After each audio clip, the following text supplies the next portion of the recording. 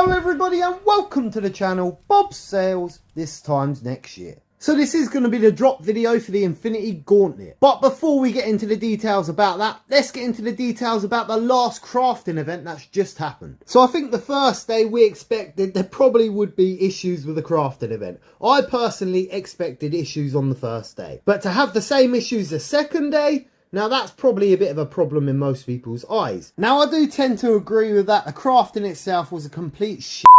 But with that being said, it was the first one. It was expected it was going to happen, let's face it. Eventually the crafting was fixed and slowly the stones started to leak out. I did actually manage to scoop 2 up. I did actually burn the invisible woman and I did actually burn the uncommon and the common on that. Now one of the things I did notice about the stones straight away is the aftermarket. They really weren't worth a lot of money whatsoever. Now I think we all expected that to be under the cost of the burns. I think we kind of expected it, but not to that point.